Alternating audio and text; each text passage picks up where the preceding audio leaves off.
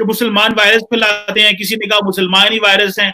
तो आप मुसलमान हो, ये कैसे फील करती हैं इंडिया के अंदर कि मुसलमानों की क्या कंडीशन है जब उनके ऊपर इस तरह इल्जाम लगाया जाता है?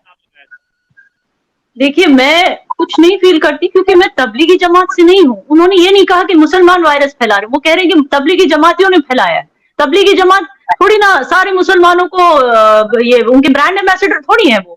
तो मैं भी कहती हूँ कि उन्होंने एक इररिस्पॉन्सिबिलिटी से बिहेव किया और उसमें कई हद तक एडमिनिस्ट्रेशन की भी फॉल्ट थी, लेकिन जिसकी फॉल्ट थी उसकी फॉल्ट थी। अब जस्ट बिकॉज हमने किसी की फॉल्ट दिखाई, इंडियन गवर्नमेंट ने किसी की फॉल्ट, गवर्नमेंट तो नहीं कह रही कुछ, बट जस्ट बिकॉज लोगों को ऐसा लगता है हमारी आवाम, we are a multicultural country. अब मल्टीकल्चरल कंट्री में किसी एक कम्युनिटी से गलती होगी, इसका मतलब ये नहीं कि सारे मुसलमानों के खिलाफ हो गए हिंदू, ऐसे थोड़ी है। वो सिर्फ एक जमात के बारे में बात कर रहे हैं, वो थोड़ी सारे मुसलमानों की बात तो हो रही नहीं है। फिर इस्लामोफोबिया का कोई मतलब ही नहीं है, इस्लामोफोबिया नहीं है इंडिया में। तो फिर वो मिडिल ईस्ट के क्यों बयानात आने शुरू हो गए? वो जो हिंदुल कासमी थी, अहमद कुरैशी साहब भी जानते होंगे, जो यूएई की प्रिंसेस थी, उन्होंने भी कहा कि अगर जो भारतीय हैं वो यूएई के अंदर भी मुसलमानों के खिलाफ इस तरह प्रोपेगेंडा करेंगे तो हम उनको निकाल देंगे। फिर आपके वजीर आजम नरेंद्र मोदी साहब ने भी ट्वीट की और कहा कि ये जो वायरस है इसका किसी मजहब, कास्ट, क्रीड, कलर से कोई ताल्लुक नहीं है, ये तो बीमारी है। तो फिर आपकी गवर्नमेंट को क्लैरिफिकेशन क्यों देने पड़ी अगर ये मुसलमानों के साथ इसको एसोसिएट? वो क्लैरिफिकेशन वही तो, जैसे आप जैसे लोग सवाल पूछ रहे हैं तो उनको क्लैरिफिकेशन करनी पड़ती है, जैसे मैं कर रही हूँ इस वक्त। मुझे अपने देश के हवाले से ये कहना पड़ रहा है कि यहाँ पे कोई मुसलमानों के खिलाफ नहीं है, मैं बड़ी राजी खुशी से रहती हूँ यहाँ पे। यहाँ पे ऐसा कोई वो माहौल नहीं है कि मुसलमानों को किसी भी चीज के लिए पूरी सारी मुसलमान उम्मा को ब्लेम किया जा रहा है, ऐसा कुछ नहीं है। एक जमात को ब्लेम किया गया था, बट वो जमात हमारी ब्रांड एम्बेसडर नहीं है। मैं तबलीगी नहीं हूँ, आप तबलीगी हैं क्या? तो फिर आपको क्यों लग रहा है कि डायरेक्ट अटैक हमारी उम्मा पे हो रहा है? अगर आप न्यूजीलैंड का एग्जाम्पल देते हैं, वहां की प्राइम मिनिस्टर अगर कहती है कि हमें मुसलमानों से कोई खतरा नहीं है और हमें मुसलमानों के खिलाफ कोई ऐसी बुरी फीलिंग नहीं है, वो आप यकीन कर लेते हो, वो आप दिल से लगा कर रखते हो। जब हमारे मोदी जी वही चीज कहते हैं, मोदी जी वो प्राइम मिनिस्टर हैं जो जब अपना स्पीच दे रहे होते हैं, पीछे से जब अजान होती है वो रुक जाते हैं, लोग बवाल करने लगते, बोलिए बोलिए, वो कहते रुको अजान होने में।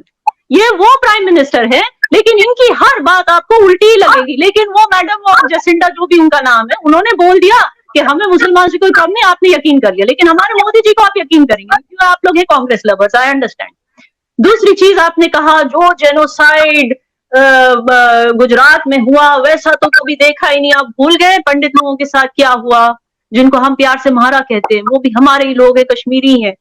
तो वहां पे जो प्रॉब्लम्स हो गई थी, मैं नहीं कह रही, कश्मीरी मुस्लिम भी मेरे अपने हैं, वो मेरी कम्युनिटी है, लेकिन जो वहां पे प्रॉब्लम हुई थी जिसकी वजह से उनको घर छोड़ के जाना पड़ा, उनकी औरतों का रेप हुआ, उनके लोगों का मर्डर हुआ, उनकी कहानियां तो आपने या तो सुनी नहीं है या आप इग्नोर करना चाहते हैं। ऐसी बहुत एग्जाम्पल्स हैं। मैं अभी इस हेट को प्रोपोगेट नहीं करना चाहती कि इन्होंने भी तो मारा, उन्होंने भी तो मारा, इसका कोई सेंस नहीं है। अब आगे बढ़ते हुए हमें ये सोचना चाहिए कि मैं आपको, जब मैं इंडिया में हूं और मैं आपको एक मुसलमान होकर कह रही हूं कि यहाँ पे मुसलमानों, आप कह रहे हैं, मैं कह रही हूं कि यहाँ मुसलमानों की कोई प्रॉब्लम नहीं है, तो आप जब यहाँ है ही नहीं तो आप इस तरह की स्टेटमेंट्स कैसे दे सकते हैं? आप बॉलीवुड की बात कर रहे हैं, आप इसकी एक सेकेंड, आप इसकी बात कर रहे हैं, बॉलीवुड में चांस दिया, बिजनेस में चांस दिया। अरे ऐसा कौन सा रूल है जो सिर्फ हिंदुओं पे, जो सिर्फ मुसलमानों पे है? और हिंदू, ऐसा कौन सी राइट है जो हिंदू और मुसलमानों को बराबरी में नहीं दी गई?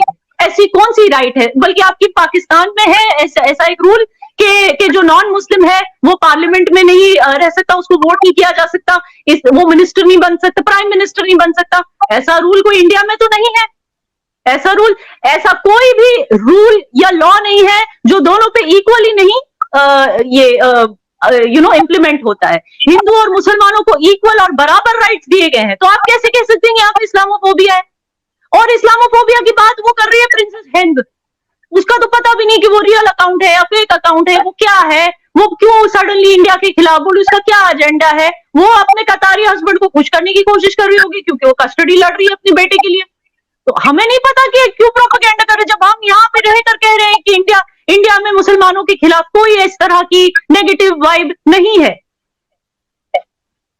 अच्छा, अगर रोकना नहीं चाह रहा था, लेकिन जी अहमद साहब, मैं सिर्फ ये कहना चाह रहा हूं कि आपकी बात सही है मिस याना, लेकिन मसला ये है कि आप मुसलमान हैं, आप ये कह रही हैं और हमें आपकी बात माननी चाहिए, लेकिन मैं जब और चीमा साहब भी और बहुत सारे लोग दुनिया में ये जब देखते हैं कि नंबर ऑफ इंडियन मुस्लिम्स जो शिकायत कर लगा रहे हैं वो ज्यादा है और आप जैसी आवाजें जो है वो कम है, तो जी नहीं, हम जैसी आवाजें फिर बहुत मैं मेजॉरिटी में बिल्कुल होंगी, नहीं होंगी, लेकिन जो इंडियन मुसलमान शिकायतें लगा रहे हैं कि इंडिया में मुसलमानों के साथ जुल्म हो रहा है, वो आवाजें ज्यादा हैं और आप जैसी आवाजें कम है। कंप्लीट योर सेंटेंस, वो कांग्रेसी मुसलमान है, लेकिन आप ये याद रखिए कि मोदी जी मेजॉरिटी में जीते हैं और वो मेजॉरिटी मुसलमानों के वोट्स के बिना पॉसिबल ही नहीं होता। तो आप जिनकी बात करते हैं वो कांग्रेसी मुसलमान है, उससे भी ज्यादा मुसलमान बीजेपी में है। तो आप ये हमारी जो इंटरनल पॉलिटिक्स है ना, आप उसका शिकार हो रहे हैं, मैं और क्या बोल सकती हूँ। दूसरी बात ये नहीं, लेकिन दूसरी बात ये है कि मोदी साहब जो हैं उनकी दौरे हुकूमत में जितने मुसलमानों नेबरहुड्स जलाए गए हैं, जितनी लिंचिंग इंडिया में हुई है मुसलमानों के खिलाफ, वो किसी और के दौरे हुकूमत में नहीं हुई। वो मनमोहन सिंह के गवर्नमेंट दौरे हुकूमत का नाम सुना है आपने? रितेश अग्रवाल का नाम सुना है?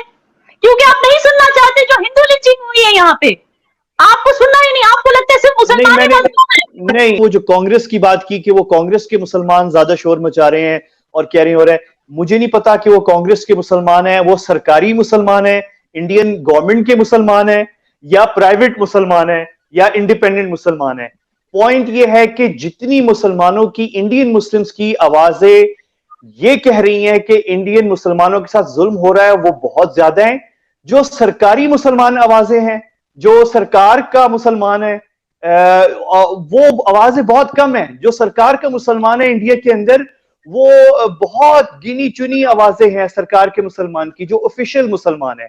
जो नॉन ऑफिशियल मुसलमान, लोगों ने वोट देके मोदी जी को, सरकारी लोगों ने वोट देके मोदी जी को चुना है, उसमें मुसलमान थे ही नहीं। आप ऐसे कह रहे हो? नहीं, बिल्कुल थे। देखिए एक बात आपने, याना जी, मैंने पहली तो बात, आपने मेरे सवाल का जवाब नहीं दिया, आप कहीं और चलेगी, लेकिन मैं आपके पॉइंट में से एक पॉइंट डिस्कस कर लूं, फिर काइंडली मैं सवाल दोबारा रिपीट करता हूं। आपने कहा कि न्यूजीलैंड की वजीर आजम एक दफा जस्टिफिकेशन देती है, आप मान लेते हैं कि आइंदा नहीं होगा। मैडम, न्यूजीलैंड में एक दफा हुआ है, इंडिया में एक दफा नहीं हुआ। सो काइंडली इसको थोड़ा रिव्यू कर लें, अपनी अप्रोच को, इंडिया और न्यूजीलैंड को ना मिलाएं। और मुझे उम्मीद था कि आपको मेरी बात समझ आ गई कि मैं सही कह रहा हूं, लेकिन न्यूजीलैंड में कांग्रेस नहीं है इसके लिए। सुने ना, न्यूजीलैंड में कांग्रेस नहीं है।